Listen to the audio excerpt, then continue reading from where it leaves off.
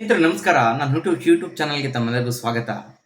ಯಾಕೋ ಎರಡನೇ ಹಂತದ ಚುನಾವಣೆ ಆದಮೇಲೆ ಸನ್ಮಾನ್ಯ ನಮ್ಮ ದೇಶದ ಪ್ರಧಾನಮಂತ್ರಿಗಳಾದ ನರೇಂದ್ರ ಮೋದಿಯವರು ಯಾಕೋ ಇತ್ತೀಚೆಗೆ ಅವರ ಪ್ರಧಾನಮಂತ್ರಿ ಸ್ಥಾನವನ್ನು ಘನತೆಯನ್ನು ಮರೆತು ಒಂದು ಬಜರಂಗ ದಳದ ಕಾರ್ಯಕರ್ತನ ರೀತಿಯಲ್ಲಿ ಅದರ ಒಂದು ಈ ಲೋಕಲ್ನಲ್ಲಿ ಮಾತಾಡುವ ಒಂದು ರಿಲಿಜಿಯಸ್ ವಿಚಾರಗಳು, ಧರ್ಮಾಧಾರಿತ ವಿಚಾರಗಳು, ಒಂದು ದೇಶದಲ್ಲಿ ಏನು ಈ ಬಜರಂಗ ದಳದ ಕಾರ್ಯಕರ್ತರುಗಳು ಯಾರು ಮಾತಾಡ್ತಾರಲ್ಲ ಆ ರೀತಿಯೊಂದು ಪ್ರಧಾನಮಂತ್ರಿ ಸ್ಥಾನದಲ್ಲಿ ಇದ್ದುಕೊಂಡು ಇವತ್ತು ಯಾಕೋ ಎರಡನೇ ಹಂತದ ಚುನಾವಣೆ ಮುಗಿದ ಮೇಲೆ ತಮ್ಮ ಚುನಾವಣಾ ಭಾಷಣಗಳಲ್ಲಿ ಮಾತಾಡ್ತಾ ಇದ್ದಾರೆ. ಅದಕ್ಕೆ ಕಾರಣ ಏನು? ಯಾಕೆ ಯಾಕೆ ಈ ಥರ ಮಾತಾಡ್ತಾ ಇದ್ದಾರೆ ಅವರು? ಯಾಕೆ ಒಂದು ಹಿಂದೂ ಮುಸ್ಲಿಂ ಈ ವಿಚಾರಗಳನ್ನ ಇಟ್ಕೊಂಡು ಟಾರ್ಗೆಟ್ ಮಾಡ್ತಾ ಇದ್ದಾರೆ? ಅವರ ಭಾಷಣಗಳಲ್ಲಿ ಯಾಕೆ ಅಲ್ಪಸಂಖ್ಯಾತರು ಮುಸ್ಲಿಮರೇ ಟಾರ್ಗೆಟ್ ಆಗ್ತಾ ಇದ್ದಾರೆ? ಯಾಕೆ ಇವರು ಅಭಿವೃದ್ಧಿ ಕೆಲಸಗಳು ಮಾಡಿದ್ರೆ ಎಲೆಕ್ಷನ್ನಲ್ಲಿ ಓಟ್ ಬರ್ತಿಲ್ವಾ? ಯಾಕಾಯಿತು ಎರಡನೇ ಹಂತದ ಚುನಾವಣೆ ಮುಗಿಯೋವರೆಗೂ ಸುಮ್ಮನೆ ಇದ್ದು ಈಗ ಸಡನ್ನಾಗೆ ಯಾಕೆ ಈ ಥರ ಒಂದು ಏಟ್ರೇಟ್ ಪಾಲಿಟಿಕ್ಸ್ ಅಂತ ಹೇಳ್ತಾರೆ, ಧರ್ಮಾಧಾರಿತವಾದ ದ್ವೇಷ ರಾಜಕಾರಣ ಅಥವಾ ಧರ್ಮಾಧಾರಿತ ರಾಜಕಾರಣವನ್ನು ಏಕೆ ಮಾತಾಡ್ತಾ ಇದ್ದಾರೆ ಅನ್ನೋದ್ರ ಬಗ್ಗೆ ಎಲ್ಲರಿಗಲ್ಲೂ ಕೌತುಕ ಇದೆ. ಯಾಕೆಂದರೆ ಇವತ್ತಿನ ಒಂದು ಗೋಧಿ ಮೀಡಿಯಾಗಳು ಪಾಪ ಇವ್ರನ್ನ ಕ್ವಶನ್ ಮಾಡೋ ಹಂತದಲ್ಲೇ ಇಲ್ಲ. ಯಾಕೆ ಹಿಂಗೆ ಮಾತಾಡ್ತಾ ಇದ್ದಾರೆ, ಏನಾಗಿದೆ ನರೇಂದ್ರ ಮೋದಿ ಅವರಿಗೆ? ಒಬ್ಬ ಪ್ರಧಾನಮಂತ್ರಿ ಸ್ಥಾನದಲ್ಲಿ ಇದ್ಕೊಂಡು ಒಂದು ಚುನಾವಣಾ ಆಯೋಗನೂ ಸಹ ನೋಡ್ತಿರುತ್ತೆ. ಯಾಕೆ ಈ ಥರ ಧರ್ಮಾಧಾರಿತವಾಗಿ ಮಾತಾಡ್ತಿದ್ದಾರೆ ಅಂತ ಯಾವ ಚಾನಲ್ಗಳು ಸಹ ಕ್ವಶನ್ ಮಾಡ್ತಿಲ್ಲ. ಅದೇ ಎಸ್ಪೆಷಲಿ ಅವರ ಬೂಟ್ ನೆಕ್ತಿರ್ತಕ್ಕಂಥ ಚಾನಲ್ಗಳು ಇಂಥದ್ದನ್ನೆಲ್ಲ ಕ್ವಶನ್ ಮಾಡೋಕ್ಕೆ ಹೋಗೋದಿಲ್ಲ. ಹಾಗೆ ಇದ್ರ ಮಧ್ಯದಲ್ಲಿ ಒಬ್ಬ ಕಾಂಗ್ರೆಸ್ನ ಒಬ್ಬ ಸ್ಪೋಕ್ ಪರ್ಸನ್ ವಿಚಾರನೂ ನಾನು ಮುಂದೆ ಹೇಳ್ತಾ ಹೋಗ್ತೀನಿ. ಇದಕ್ಕೂ ಮೊದಲು ಇವರು ನರೇಂದ್ರ ಮೋದಿಯವರು ಏನು ಭಾಷಣ ಮಾಡಿದ್ರು ಅಂತ ವಿಚಾರನ ತಮಗೆ ತಿಳಿಸೋಕ್ಕೆ ಇಷ್ಟಪಡ್ತೀನಿ. ಮೊನ್ನೆ ಅವರು ರಾಜಸ್ಥಾನದಲ್ಲಿ ಮಾತಾಡ್ತಾ ಹೇಳ್ತಾ ಇದ್ರು, ಹೀಗೆ ದೇಶದ ಸಂಪತ್ತನ್ನು ನಾವು ಅಲ್ಪಸಂಖ್ಯಾತರಿಗೆ ಹಂಚ್ತೀವಿ ಅಂತ ಕಾಂಗ್ರೆಸ್ ಹೇಳ್ತದೆ, ಹಾಗೂ ಮುಂದೊಂದು ದಿನ ನಿಮ್ಮ ಮಂಗಳಸೂತ್ರವನ್ನೂ ಕಿತ್ತು ಸಹ ಅವರಿಗೆ ಕೊಡ್ತಾರೆ ಅನ್ನೋ ಅವರ ಒಂದು ಚೈಲ್ಡಿಶ್ ಹೇಳಿಕೆಗಳನ್ನು ಈ ದೇಶದಲ್ಲಿ ಕೊಟ್ಟರು. ಅದಾದಮೇಲೆ ಅದರಲ್ಲಿ ಸೋಷಿಯಲ್ ಮೀಡಿಯಾದಲ್ಲಿ ತುಂಬ ಅದರ ಬಗ್ಗೆ ಪರವಿರೋಧವಾಗಿ ಚರ್ಚೆಗಳಾಯಿತು. ಆಮೇಲೆ ಗೊತ್ತಾಯಿತು ಈ ಎರಡನೇ ಹಂತ ಚುನಾವಣೆ ಆದಮೇಲೆ ಇದೇನಾಗಿದೆ, ಸ್ವಲ್ಪ ಎಲ್ಲೋ ಒಂದು ಕಡೆ BJP ಪರವಾದ ಎಲೆಕ್ಷನ್ ಆಗಿಲ್ಲ, ಹಾಗಾಗಿ ಕೊನೆಯ ಅಸ್ತ್ರ ನಾವು ಧರ್ಮವನ್ನು ಬಿಟ್ಟರೆ, ಈ ಧರ್ಮಾಧಾರಿತ ರಾಜಕಾರಣವನ್ನು ಬಿಟ್ಟರೆ ನಮಗೆ ಇನ್ನಷ್ಟು ಓಟ್ಗಳನ್ನು ಕಳ್ಕೋಬೇಕಾಗ್ತದೆ, ಇನ್ನಷ್ಟು ಸ್ಥಾನಗಳನ್ನು ಕಳ್ಕೋಬೇಕಾಗ್ತದೆ ಅನ್ನೋ ಉದ್ದೇಶದಿಂದ ಪ್ರಧಾನಿಗಳು ಈ ರೀತಿಯ ಈಗ ಇವತ್ತಿನ ಒಂದು ಹಿಂದೂ ಮುಸ್ಲಿಮ್ದೇನಿದೆ, ಪಾಕಿಸ್ತಾನ ಹಿಂದೂ ಮುಸ್ಲಿಂ ಇವೆಲ್ಲ ಏನಿದೆ ಈಗ ಇಟ್ಕೊಂಡಿದ್ದಾರೆ. ಯಾಕಂದರೆ ಇಲ್ಲಿವರೆಗೂ ವಿಶ್ವಗುರು ನಾವು ದೇಶವನ್ನು ಆ ಮಟ್ಟಕ್ಕೆ ತೊಗೊಂಡೋಗಿದ್ದೀವಿ, ಈ ಮಟ್ಟಕ್ಕೆ ತೊಗೊಂಡೋಗಿದ್ದೀವಿ ಅಂತ ಒಂದು ಆ ಮಟ್ಟದ ಪ್ರಚಾರ ಯೂಟ್ಯೂಬರ್ಸ್ಗಳನ್ನ ಇಟ್ಕೊಂಡು ಸೋಷಿಯಲ್ ಮೀಡಿಯಾಗಳು ಮತ್ತು ಇನ್ಫ್ಲೂಯೆನ್ಸರ್ಸ್ ಮತ್ತು ನ್ಯೂಸ್ ಚಾನಲ್ಗಳು, ಅವ್ರದ್ದೇ ಆದ ಬೂಟ್ ನೆಕ್ಕುವ ನ್ಯೂಸ್ ಚಾನಲ್ಗಳು ಇಂಥವ್ರನ್ನೆಲ್ಲ ಇಟ್ಕೊಂಡು ಸಹ ಇವತ್ತು ಇವರು ಧರ್ಮಾಧಾರಿತ ರಾಜಕಾರಣದ ಬಗ್ಗೆ ಮಾತಾಡ್ತಾರೆ ಅಂತಂದರೆ, ಒಂದು ಏಟ್ರೆಡ್ ಪಾಲಿಟಿಕ್ಸ್ನ ಒಂದು ಡೈರೆಕ್ಟಾಗಿ ಪ್ರಧಾನಮಂತ್ರಿ ಸ್ಥಾನದಲ್ಲಿ ಇಟ್ಕೊಂಡು ಮಾತಾಡ್ತಾರೆ ಅಂತಂದರೆ ಎಲ್ಲೋ ಒಂದು ಕಡೆ ಸೋಲಿನ ಭಯ ಕಾಡ್ತಿದೆ. ಮತ್ತು ಇನ್ನೊಂದು ಇತ್ತೀಚೆಗೆ ಕೊಟ್ಟಂಥ ಹೇಳಿಕೆ ಬಗ್ಗೆ ಮಾತಾಡೋಕ್ಕೆ ಇಷ್ಟಪಡ್ತೀನಿ ಸ್ನೇಹಿತರೆ. ಯಾವುದು ಅಂತಂದರೆ, ನೀವು ಕಾಂಗ್ರೆಸ್ಸನ್ನು ಅಧಿಕಾರಕ್ಕೆ ತೊಗೊಂಬಂದರೆ ಭಾರತದ ಕ್ರಿಕೆಟ್ ಟೀಮ್ನಲ್ಲಿ ಅವರು ಮುಸಲ್ಮಾನರುಗಳನ್ನು ತಂದು ಕೂರಿಸ್ತಾರೆ. ಈ ಥರದ ಒಂದು ಬಾಲಿಶ ಹೇಳಿಕೆಗಳು ಇಸ್ ಇಟ್ ಕರೆಕ್ಟ್? ಅಂದರೆ ಯಾರೋ ಅಂಧಭಕ್ತನಾಗಲಿ ಅಥವಾ ಇನ್ನೊಬ್ಬನೇ ಆಗಲಿ ಈ ವಿಚಾರವನ್ನು ಯಾರೋ ಒಪ್ಪೋಕ್ಕೆ ಸಾಧ್ಯ ಇದೆಯಾ? ಈ ಪ್ರಧಾನಮಂತ್ರಿಗಳನ್ನ ಅಂದರೆ ಇವರು ಇದೇನು ಚೀಫ್ ಮಿನಿಸ್ಟರ್ ಆಗಿದ್ದರು, ಗುಜರಾತಲ್ಲಿ ಚೀಫ್ ಮಿನಿಸ್ಟರ್ ಆಗಿದ್ದ ಮುಂಚೆ ಇದ್ರಲ್ಲ, RSS ಸಂಚಾಲಕರಾಗಿ ಇವನು ಅವರ ಮೈಂಡ್ ಸೆಟ್ ಇತ್ತಲ್ಲ, ಇನ್ನೂ ಸಹ ಅದೇ ಮೈಂಡ್ ಸೆಟ್ನಲ್ಲಿ ಇದ್ದಾರೆ. ಇವರಿಗೆ ಓಟ್ ಬೇಕಾ? ನನಗನ್ಸಿದ ಮಟ್ಟಿಗೆ ಈ ಅಂಧಭಕ್ತರು ಫೇಸ್ಬುಕ್ ವಾಟ್ಸಪ್ನಲ್ಲಿ ಮಾತಾಡುವಂತಹ ಅಂಧಭಕ್ತರುಗಳಿಗೂ ಸನ್ಮಾನ್ಯ ನರೇಂದ್ರ ಮೋದಿ ಅವ್ರಿಗೂ ಯಾವುದೇ ರೀತಿ ವ್ಯತ್ಯಾಸ ಇಲ್ಲ. ಅಂದರೆ it's very clear BJP mind set ಯಾವ ಥರ ಇದೆ ಅಂತಂದರೆ, ಅವರಿಗೆ ಕಡೆ ಪಕ್ಷದಲ್ಲಿ ಓಟ್ ಬೇಕಾದರೆ ಇಂತಹ ಕೆಟ್ಟ ಹೇಳಿಕೆಗಳನ್ನು ಅದಕ್ಕೆ ಸಂಬಂಧನೇ ಇಡ್ತಿರ್ತಕ್ಕಂಥ ಹೇಳಿಕೆಗಳನ್ನು ಕೊಡೋಕ್ಕೆ ಸಿದ್ಧರಿರ್ತಾರೆ. ಅಂದರೆ ಎಂಟೈರ್ BJP ಪಾರ್ಟಿ ಇದೇ ಥರ ವರ್ಕ್ ಆಗುತ್ತೆ. ಅವರಿಗೆ ಧರ್ಮವನ್ನು ಬಿಟ್ಟು ದ್ವೇಷದ ರಾಜಕಾರಣ, ಧರ್ಮಾಧಾರಿತ ದ್ವೇಷ ರಾಜಕಾರಣವನ್ನು ಬಿಟ್ಟು ಕೊನೆಯ ಅಸ್ತ್ರವೇ ಧರ್ಮದ ದ್ವೇಷ ರಾಜಕಾರಣ, ಇದನ್ನೇ ಮಾಡ್ಕೊಂಬರೋದು. ಹಾಗಾಗಿ ಸಾಮಾನ್ಯ ನರೇಂದ್ರ ಮೋದಿಯವರು ಸಹ ಅದನ್ನೇ ಮಾಡ್ಕೊಂಬರ್ತಾ ಇದ್ದಾರೆ. ಅಂದರೆ ನಮ್ಮ ಇಂಡಿಯನ್ ಕ್ರಿಕೆಟ್ ಟೀಮ್ ಏನಿದೆ ಇದು ವರ್ಕ್ ಆಗೋದು ಟ್ಯಾಲೆಂಟ್ ಮೇಲೆ ಅಂತ ನಾನು ಅಂದ್ಕೊಂಡಿದ್ದೀನಿ.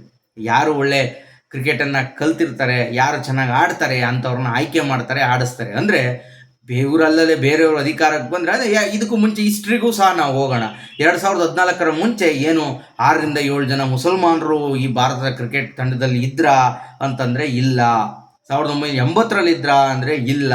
ಅಂದರೆ ಈ ಒಬ್ಬ ಪ್ರಧಾನಮಂತ್ರಿ ಸ್ಥಾನದಲ್ಲಿ ಇದ್ಕೊಂಡು ಈ ಥರ ಮಾತಾಡೋದಕ್ಕೆ ಅವರು ಎಷ್ಟರ ಮಟ್ಟಿಗೆ ಅದಕ್ಕೆ ನಾಚಿಕೆ ಆಗುತ್ತೋ ಇಲ್ವೋ, ಜನ ಇಂಥ ಒಂದು ನಾವು ಈ ಚುನಾವಣೆಗಳ ಗೆದ್ದ ಮೇಲೆ ನಾವು ವಸುದೈವ ಕುಟುಂಬಕಂ ಪೈಗಂಬರ್ ಬಗ್ಗೆ ಮಾತಾಡ್ತಾರೆ, ಎಲ್ಲ ಧರ್ಮ ಒಂದೇ ಅಂತ ಮಾತಾಡ್ತಾರೆ. ಅಂದರೆ ಚುನಾವಣೆ ಬಂದಾಗ ಅದೇ ಬಜರಂಗ ದಳದ ಒಂದು ಯಾವುದೇ ಒಂದು ಇದಿಲ್ದಲೆ, ಅಂದರೆ ಇವ್ರು ಹೆಂಗೆ ಅಂತಂದರೆ ಫೇಕ್ ಪ್ರೊಪಗಂಡಗಳನ್ನು ಮೂವ್ ಮಾಡ್ತಾರೆ ಬಿ ಜೆ ಪಿಯವರು ಯಾವಾಗ್ಲೂ. ಅದನ್ನು ಪಾಪ ಅವ್ರ ಹಿಂದೆಗಡೆ ಯಾರು ಹೇಳ್ಕೊಡ್ತಾರೋ, ಸನ್ಮಾನ್ಯ ನರೇಂದ್ರ ಮೋದಿ ಅವರೇ ನೀವು ಇದನ್ನು ಮಾತಾಡಿದ್ರೆ ನಿಮಗೆ ಮತಗಳು ಜಾಸ್ತಿ ಆಗುತ್ತೆ ಅಂತಾರೋ ಅದನ್ನು ಪಾಪ ಮಾತಾಡ್ತಾರೆ. ಯಾಕೆಂದರೆ ಸ್ವಂತ ಶಕ್ತಿ ಇದನ್ನು ಮಾತಾಡೋದ್ರಲ್ಲಿ ಸರಿಯೋ ಸೊಪ್ಪು ಅನ್ನೋದ್ರ ಬಗ್ಗೆ ಗೊತ್ತಿದ್ದರೂ ಸಹ ಈ ಮತಗಳನ್ನು ಹೆಂಗಾರು ಮಾಡಿ ನಾವು ಮತಗಳನ್ನು ಪಡಿಬೇಕು ಅನ್ನೋ ಉದ್ದೇಶಕ್ಕೆ ಈ ಥರ ಮಾತಾಡ್ತಾ ಇದ್ದಾರೆ ಅಂತ. ಅಂದರೆ ಈ ಥರ ಮಾತಾಡಿದಾಗಲೂ ಸಹ ಈ ಥರದ್ದೊಂದು ಬಾಲಿಶವಾದ ಹೇಳಿಕೆ ಕೊಟ್ಟರೂ ಸಹ ಇಲ್ಲಿನ ಸ್ಥಳೀಯ ಚಾನೆಲ್ಗಳು, ನ್ಯೂಸ್ ಚಾನೆಲ್ಗಳಾಗಿರ್ಬೋದು ಅಥವಾ ನ್ಯಾಷನಲ್ ಲೆವೆಲ್ ಚಾನೆಲ್ಗಳು ಯಾವುದೇ ಥರದ ಇದ್ರ ಬಗ್ಗೆ ಕ್ವಶನ್ ಮಾಡದೇ ಇರೋದು ಇವರ ಒಂದು ಬೂಟ್ ನೆಕ್ಕುವಂಥ ಸಂಸ್ಕೃತಿಗೆ ಅಥವಾ ಗೋಧಿ ಮೀಡಿಯಾದ ಸಂಸ್ಕೃತಿಗೆ ಒಂದು ಇಲ್ಲಿ ಹಿಡಿದ ಕನ್ನಡಿ ಅಂತ ಹೇಳ್ಬೋದು ಸ್ನೇಹಿತರೆ. ಯಾಕೆಂದರೆ ಇನ್ನೊಂದು ವಿಚಾರ, ಈ ಕಾಂಗ್ರೆಸ್ನ ಸ್ಯಾಮ್ ಪಿತ್ರೋಡಾ ಅಂತ ಒಬ್ಬರು ಸ್ಪೋಕ್ ಪರ್ಸನ್ನು ಮೊನ್ನೆ ಮಾತಾಡ್ತಾ ಈ ಸೌತ್ ಇಂಡಿಯಾದವರು ಆಫ್ರಿಕಾದವ್ರ ಥರ ಕಾಣ್ತಾರೆ ಅನ್ನೋ ಒಂದು ಹೇಳಿಕೆ, ಅವರು ಎಲ್ಲ ರೀಜನ್ ಜನಗಳು ಹೇಗೆ ಕಾಣ್ತಾರೆ ಅಂತ ಹೇಳೋದನ್ನ ಆ ಒಂದು ಬರದಲ್ಲಿ ಸೌತ್ ಇಂಡಿಯಾದವರು ಈ ಥರ ಕಾಣ್ತಾರೆ ಅನ್ನೋ ಒಂದು ತಪ್ಪು ಹೇಳಿಕೆಯನ್ನು ಕೊಟ್ಟರು. ಅದಕ್ಕೆ ಸೋಷಿಯಲ್ ಮೀಡಿಯಾದಲ್ಲಿ ತುಂಬ ಅವ್ರ ಬಗ್ಗೆ ಚರ್ಚೆ ಆಯಿತು. ಆ ಥರ ಹೇಳಿಕೆಗಳನ್ನು ಕೊಡಬಾರ್ದಿತ್ತು ಅಂತ ನಾನು ಪರ್ಸ್ನಲಾಗಿ ಖಂಡಿಸ್ತೀನಿ. ಆ ಥರ ಹೇಳಿಕೆಗಳನ್ನು ಈ ಒಂದು ಕಲರ್ ಅಥವಾ ಈ ವರ್ಣಭೇದ ನೀತಿ ಥರದ್ದು ಅಥವಾ ರೇಸಿಸಮ್ ಇದನ್ನು ಆ ಥರ ಹೇಳಿಕೆ ಕೊಡಬಾರ್ದಿತ್ತು. ಅವ್ರು ಯಾವ ಪಾಯಿಂಟ್ ಆಫ್ ವ್ಯೂ ಎಲ್ಲ ಕೊಟ್ಟರು ಅಂದರೆ ಈ ಥರದ್ದೊಂದು ಹೇಳಿಕೆ ದೊಡ್ಡ ಮಟ್ಟದಲ್ಲಿ ಚರ್ಚೆ ಆಗೋಯಿತು ಎಲ್ಲ ಲೋಕಲ್ ಚಾನಲ್ಗಳಲ್ಲಾಗಿರ್ಬೋದು. ಇದೇ ಹೇಳಿಕೆ ಕಾಂಗ್ರೆಸ್ ಬಂದರೆ ಇಲ್ಲಿ ಕ್ರಿಕೆಟ್ ಟೀಮಲ್ಲಿ ಮುಸ್ಲಿಮರು ತುಂಬ್ಕೊತಾರೆ ಅಂತೇಳಿ ಹೇಳಿಕೆ ಎಲ್ಲೂ ಚರ್ಚೆನೇ ಆಗಲ್ಲ. ಅಂದರೆ ಯಾವ ಥರ ದುರ್ದೈವ, ಒಬ್ಬ ಪ್ರಧಾನಮಂತ್ರಿ ಈ ಥರದ್ದು ಹೇಳಿಕೆ ಕೊಟ್ಟರೆ ಒಂದು ಕ್ವಶನ್ ಮಾಡೋವಂಥ ಎಥಿಕ್ಸನ್ನು ಇವತ್ತಿನ ಜರ್ನಲಿಸ್ಟ್ಗಳು ಇಟ್ಕೊಂಡಿಲ್ಲ.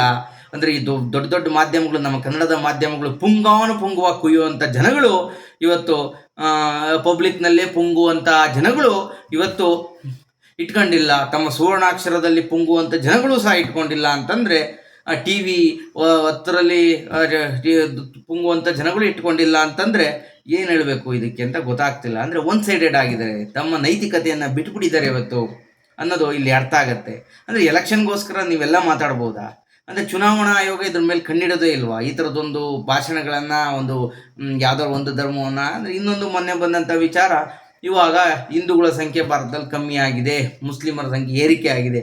ಅಂದರೆ ಈ ಥರದ್ದೊಂದು ಡೇಟಾವನ್ನು ಎಲೆಕ್ಷನ್ ಟೈಮಲ್ಲೇ ರಿಲೀಸ್ ಮಾಡ್ತಾರೆ ಅಂತಂದರೆ ಇದರಿಂದ ಏನೋ ಒಂದು ದೊಡ್ಡ ಎಲೆಕ್ಷನ್ನಲ್ಲಿ ಒಂದು ಧನಾತ್ಮಕವಾಗಿ ಏನೋ ರಿಸಲ್ಟ್ ತೊಗೊಳೋದಕ್ಕೆ ಟ್ರೈ ಮಾಡ್ತಾ ಇದ್ದಾರೆ. ಇದೆಲ್ಲ ರಾಜಕಾರಣಗಳು ಇತ್ತೀಚೆಗೆ ಜನಗಳಿಗೆ ಅರ್ಥ ಆಗ್ತಾ ಹೋಗ್ತದೆ.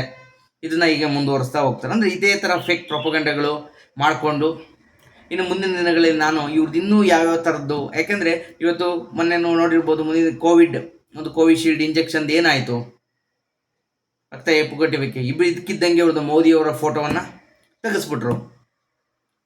ಈಗ ಅವತ್ತು ಎಲ್ಲೋದ್ರೂ ಕಡ್ಡಾಯ ಅದನ್ನೇ ಒಂದು ದೊಡ್ಡ ಪ್ರಚಾರವನ್ನು ಮಾಡ್ಕೊಂಡಿದ್ರು ಇವರು. ಅದನ್ನೇ ಒಂದು ದೊಡ್ಡ ಪ್ರಚಾರ, ನಾನು ಇವತ್ತೆಲ್ಲರಿಗೂ ಕೋವಿಶೀಲ್ಡ್ ಇಂಜೆಕ್ಷನ್ ಕೊಡಿಸಿದ್ದೀನಿ, ಫ್ರೀಯಾಗಿ ಕೊಟ್ಟಿದ್ದೀವಿ. ಅಂದರೆ ಇವತ್ತು ಜನ ಸಾಯ್ತಿರೋದು ಅದಕ್ಕೊಂದು ಹಾರ್ಟ್ ಅಟ್ಯಾಕ್ ಆಗಿ ಒಂದು ಕೆಂಪು ರಕ್ತ ಹೆಪ್ಪುಗಟ್ಟುವಿಕೆ ಆಗಿ ಇದು ಮಾಡ್ತಿರೋದಕ್ಕೆ ರೆಸ್ಪಾನ್ಸಿಬಲ್ ಅಲ್ಲ ಅಂತ ಒಂದು ಸುಪ್ರೀಂ ಕೋರ್ಟ್ ಹತ್ರ ಒಂದು ಅಫಿಡವಿಟನ್ನು ಭಾಳ ಹಿಂದೆ ತೊಗೊಂಡಿದ್ದಾರೆ. ಪಾಪ ಅಂಧಭಕ್ತರುಗಳಿಗೆ ಇಂಥವೆಲ್ಲ ಅರ್ಥ ಆಗೋದಿಲ್ಲ. ಅವ್ರಿಗೇನಿದ್ರೂ ಸಹ ಮೇಲ್ನೋಟಕ್ಕೆ ಏನೋ ಅವರ ಫೇಕ್ ಪ್ರೊಪಗಂಡಗಳನ್ನು, ಫೇಕ್ ಸುಳ್ಳು ಪ್ರಚಾರಗಳನ್ನು ಮಾಡ್ತಾರೆ, ಅದನ್ನು ಮಾತ್ರ ಪ್ರಚಾರ ಮಾಡ್ತಿರ್ತಾರೆ ಅಂತ ಹೇಳ್ತೀನಿ. ಹಾಗಾಗಿ ಸಮನಾಗಿ ಚರ್ಚೆ ಆಗಬೇಕು. ಸ್ಯಾಮ್ ಪಿತ್ರೋಡಾ ಒಂದು ತಪ್ಪು ಹೇಳಿಕೆಯನ್ನು ಕೊಟ್ಟರೆ ದೇಶಾದ್ಯಂತ ಚರ್ಚೆ ಆಗುತ್ತೆ ಅಂತಂದರೆ ಈ ಥರದ ಒಂದು ದ್ವೇಷ ಧರ್ಮದ ರಾಜಕಾರಣ ಒಂದು ಹೇಳಿಕೆಯನ್ನು ಕೊಟ್ಟರೂ ಸಹ ಚರ್ಚೆ ಆಗಲ್ಲ ಅನ್ನೋದು ಒಂದು ಈ ದೇಶದ ದುರ್ದೈವ. ಇವತ್ತು ಜರ್ನಲಿಸ್ಟ್ಗಳು ಅಥವಾ ಮೀಡಿಯಾ ಈ ಥರ ಎಥಿಕ್ ಲೆಸ್ಸಾಗಿ ಕೆಲಸ ಮಾಡ್ತಿರೋದು ಒಂದು ದುರ್ದೈವ ಅನ್ನೋದು ನಮ್ಮ ಒಂದು ಕೊರಗು ಸ್ನೇಹಿತರೆ. ಹಾಗಾಗಿ ನನ್ನ ವಿಡಿಯೋ ಇಷ್ಟ ಆಗಿದ್ರೆ ಈಗ ಫಾಲೋ ಮಾಡ್ತೀರಿ. ನಮಸ್ಕಾರ.